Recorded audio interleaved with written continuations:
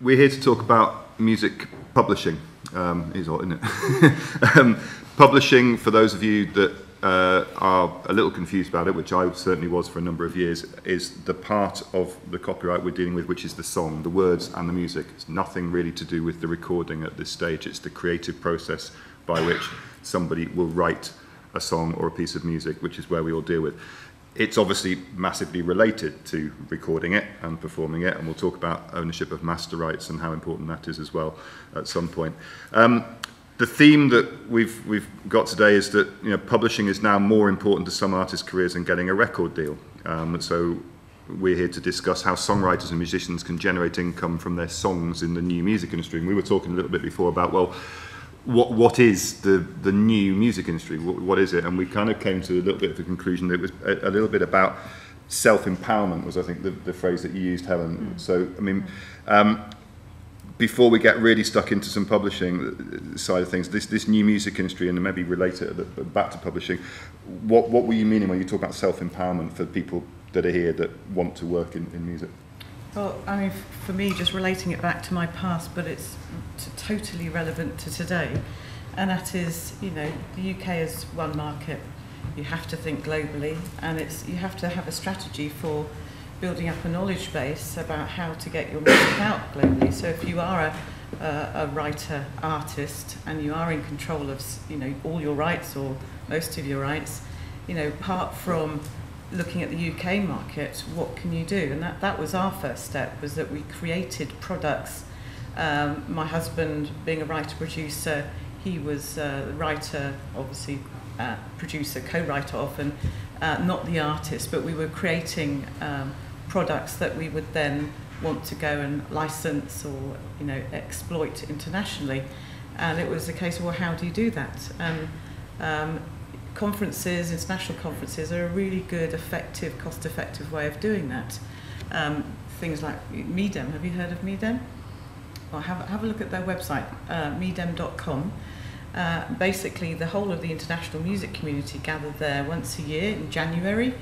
It's in Cannes, in France. I've been going to MEDEM for 26 years now. That's where I first started to license and develop international income streams.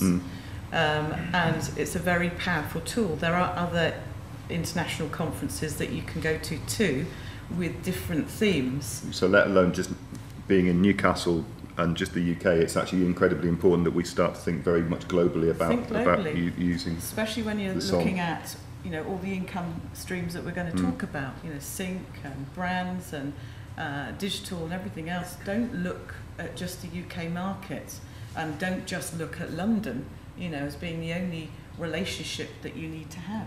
Yeah. And this empowerment, I mean, Steve, you working for a band now that want to empower other writers and other artists. I mean, is that part of where the new music industry is coming from? Are you getting these writers that are going, actually, do you know what, I want to make it a little bit easier, I want to empower other people?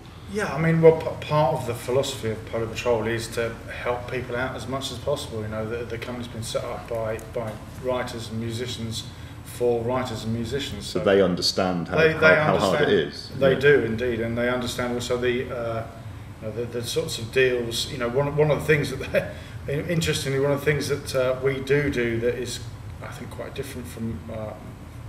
Correct me if I'm wrong. The majors we don't do very many options with our deals, because one of the good thing that Snow Patrol hated was being in a deal for like 5 options. I think they found that we don't do those anymore. You don't do those anymore. No, okay. But you know, well, perhaps times have changed since when they first. But so we, you know, do kind of shorter, more lenient deals. I think, you know, deals that can make sense business-wise for us and make sense for the artist or the writer as well. I think that's what we're. And you've basically been empowering acts as well, but I suppose the very point of signing them is to help them realise what they're capable of in some respects, and use your expertise to do that. The team that we have got very varied backgrounds, and over the years what we've tried to do right since I started was sign a songwriter because you loved their songs, and try and help find some opportunities for them, whether that is to help them find a record label, help them get some gigs or get a sync for them. You know, the team, there's one of us that came from a radio plugging background, one that came, no one started life as a publisher. Every single one of us came from very different backgrounds and sort of almost ended there by accident. But I actually think publishing it can be the most creative part, because you don't have to think, will they get on, you know, do they look right, will they get on telly, you know, how are we going to market this? It's never about that. It's, right, that's a beautiful song, can we get it in a film, can we get it in an ad, can we get it on TV, can we get someone else to cover it, can we, you know, it's quite pure in a way, and you can afford to be a bit romantic about it. It's like, there's a beautiful song, let's see how we can make a lot of people hear it. How many of you here are artists? Well, there's quite a few. Oh wow. Okay. Everyone. Well, How many of you write as well as perform? Same old. Well, just to lead on with, just to, if you like, add a comment to what you've just heard, and that is, you know, quality. I resonate with everyone. Quality of songwriting is really important, but also there is an opportunity in terms of, you know, the new business models, and that is, if you approach your demos like they're masters, then what you're doing is that you're giving yourself an opportunity to exploit the song and the master together. So it gives you a double bubble, a double revenue. So you can then look to all sorts of income streams that perhaps you were more reliant on the record label or the publisher generating for you. You are essentially that yourself. So in terms of, you know, computer games income, totally achievable if you've got quality product. Sync, totally achievable again yourself if you've got quality product. So you are self-empowering yourself, if you like, well, actually, yeah, by getting the level up. That's to a pretty good interesting level. because what you're saying there, and particularly with the synchronisations, there's an awful lot. We were talking a little bit about brands as well before this, and if a brand, be that, you know, maybe a computer game, comes to you and they have got this brilliant master with this beautifully constructed song, piece of music, they don't need to go anywhere else, do they? No, You've empowered yourself to kind of go, okay, I'll well, give you a good there's some example. income streams. Yeah, I'll give you a please. good example.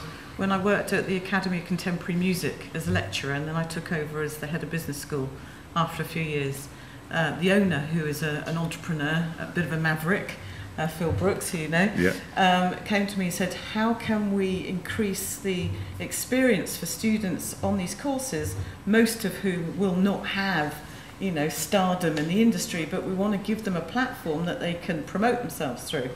And I said, well, an obvious one has got to be then computer games. So let's have a look at what we need to do to achieve that. And obviously quality. So we set up myself and A.D. Winman, who is a producer there. And between us, then he took care of quality control. I took care of the relationship with the computer games companies and the marketing and the business affairs.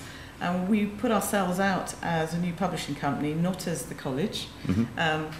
We approached companies like THQ, there's about 3 or 4 different companies, but THQ became a big partner for us. You'll know their games, they often go #1 in the marketplace. We were supplying all the music to these games at one point. I mean, all of it, if not all of it, 90% of it. And it was all coming as new artists, new music. And the selling point, the strategy, if you like, the marketing pitch was, don't use major artists because it's going to date your game. Use something that's fresh and innovative. You have control over which tracks you want to use, that you decide. We'll present, you give us the flavour of what you want to achieve, give us any visuals that might help us understand what you want to achieve, and we will present a selection of titles from which you can choose. That relationship just took off. And that gave us then the marketing pitch to go to other computer games companies. And within 2.5, 3 years, we placed more than 200 titles. We acted totally legitimately as an agent only, made sure that the artists retained all their rights, it was all non-exclusive.